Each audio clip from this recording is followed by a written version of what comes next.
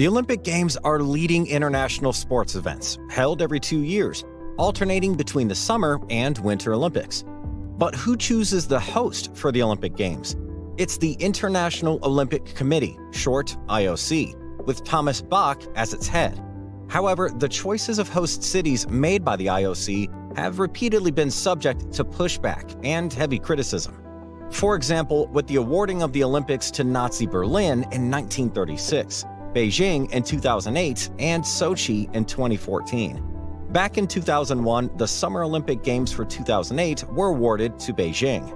This decision of the IOC led to an international outcry and global concerns over the human rights situation in China and Tibet, which had been illegally occupied by China since 1950.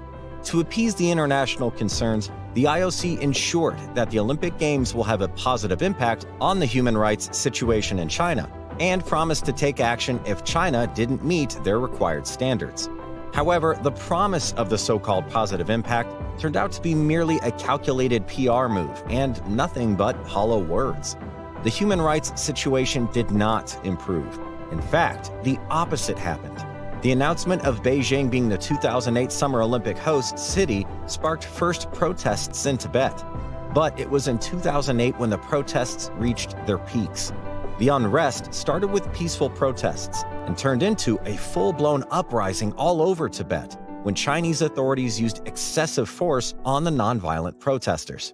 The outcome of the brutal crackdown was horrendous. 400 Tibetans were killed, 5,600 arrested, and over 1,200 injured in 2008 alone. Human rights organizations have confirmed that the repression has increased immensely since the 2008 Summer Olympics in Beijing. This eventually led to a wave of self-immolations in Tibet. Until today, 157 Tibetans have set themselves on fire as a sign of protest. Over 500,000 Tibetans are victims of forced labor. More than 1 million Uyghurs and other Muslim groups are imprisoned in re-education camps, a budding genocide against the Uyghur people.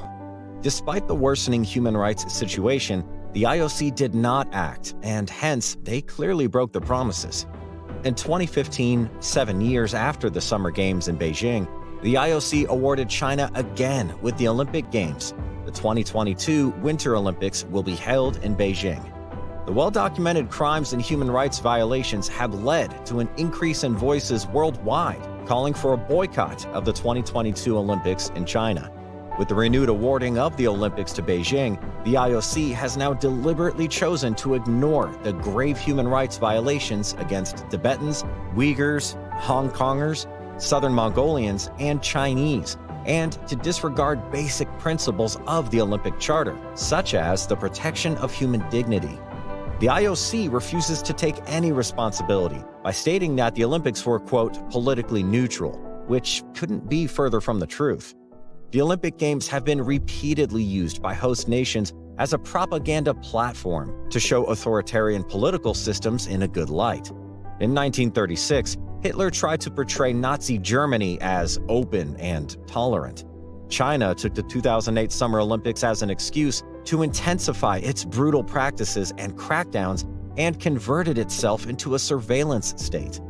Now, it wants to use the 2022 Olympics again as a propaganda campaign to portray China as a peaceful and progressive state, and to distract from the systematic oppression in the country. Furthermore, China's president, Xi Jinping, utilizes the Games to consolidate his political power and foster his personality cult within China. IOC President Bach claims that the IOC is not a superworld government that can solve global issues, but the choices it makes do certainly have a political impact on the world, and a very drastic impact on people's lives. The Beijing 2022 Winter Olympics is set to happen amid one of the world's worst crackdowns against freedom, democracy, and human rights.